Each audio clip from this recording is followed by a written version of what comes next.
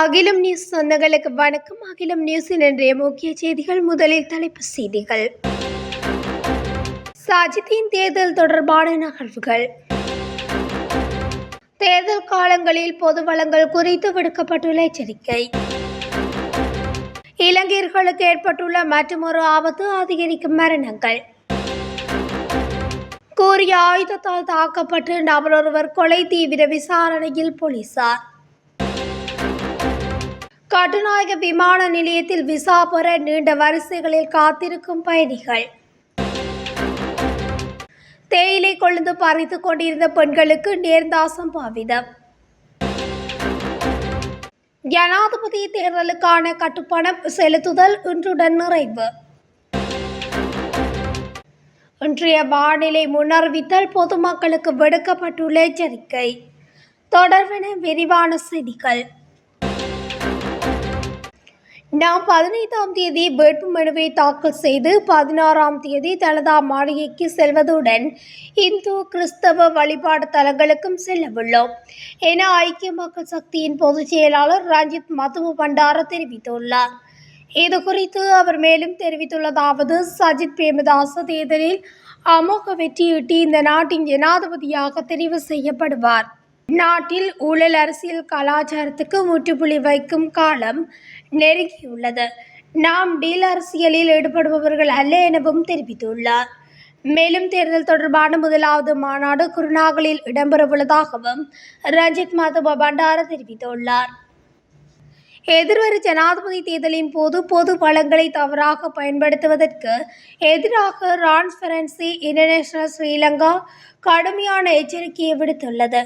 இந்த நிலையில் அனைத்து குடிமக்களுக்கும் சொந்தமான பொது வளங்களின் பொறுப்பாளர்கள் மற்றும் அறங்காவலர்களாக அரசு அதிகாரிகளின் முக்கிய பங்கை நிறுவனத்தின் நிறைவேற்று பணிப்பாளர் டிசானி பெரேரா வலியுறுத்தியுள்ளார்.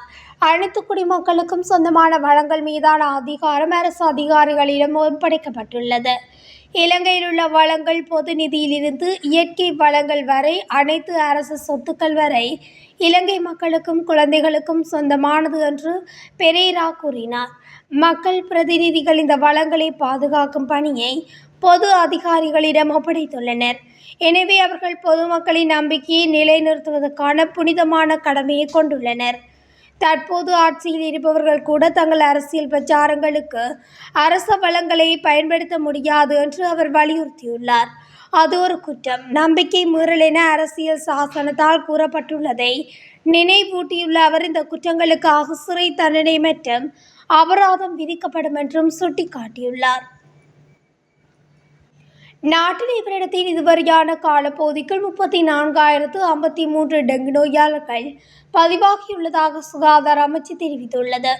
அதன்படி கொழும்பு மாவட்டத்திலிருந்து 8,201 டெங்கு நோயாளர்கள் பதிவாகியுள்ளனர்.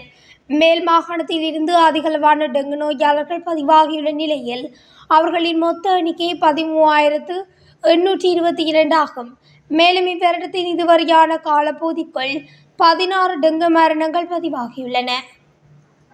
கட்டியாகல பிரதேசத்தில் கூறிய ஆயுதத்தால் தாக்கப்பட்டு நபரொருவர் கொலை செய்யப்பட்டுள்ளார். நேற்று காலை இந்த கொலை சம்பவம் இடம்பெற்றுள்ளதாக போலீசார் தெரிவிக்கின்றனர். கமல்யாய கொட்டியாகலை பிரதேசத்தைச் சேர்ந்த 45 வயதுடைய நபரொருவரே இவ்வாறு உயிரிழந்துள்ளார்.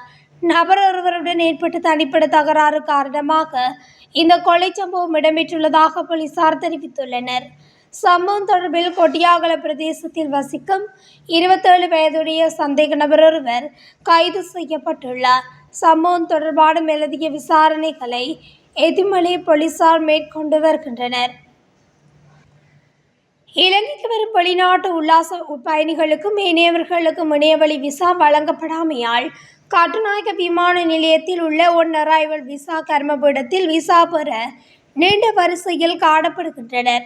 இலங்கைக்குள் நுழைவதற்கான விசாக்களை வழங்குவதற்கு குளோபல் நிறுவனத்தை நீக்கிவிட்டு பழைய முறைப்படி விமான நிலையத்தில் விசா வழங்க உயர் நீதிமன்றம் கடந்த 2ஆம் தேதி உத்தரவு பிறப்பித்தது.